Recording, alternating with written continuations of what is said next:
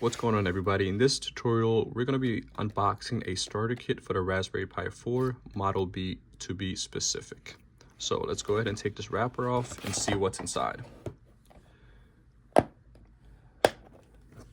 Cool. So the first item we're presented with is a 18-watt USB-C power supply, and this is very important for maintaining stable performance throughout your projects. Next up, we have two micro HDMI cords.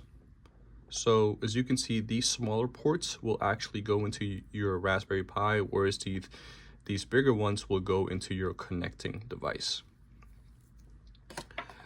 Next up, we are presented with some general instructions, one for the SD card, and the other one is just a general starter kit for the Raspberry Pi. Cool. Okay, and here we have a case, and this case has a few different use cases, no pun intended. The first one being that it will keep your Raspberry Pi 4 clean from any debris or general things that could mess it up, such as dirt. And also it has a cooling system. Now this cooling system has two things in here that will make sure that things don't overheat. The first one being, let's open this up. The first one being some heat sinks, as you can see right here. And the second thing is an actual fan. So it's relatively small, but it'll make sure things are working as they should be and nothing overheats. And then we also got some screws and a screwdriver in here too, which is pretty cool. And then next up, we have our SD card, which is a 64 gigabyte SD card, as you can see right here. And then we also are given a card reader. So here it is. And then if you take a closer look, this very top terminal is where our SD card will actually go into. It's very cool. And then onto the Raspberry Pi 4 itself. Here's the box, Model B, and it has 4 gigabytes worth of RAM in here. So we're given another set of instructions, or actually this just pretty much gives us some insight into how to handle this. So don't put your greasy fingers on it and mess up your Raspberry Pi. Handle it with care. So I'm gonna pick this up, and then inside we're given some safety guides. Make sure you read that. I already read it, just believe me. Cool, and here it is.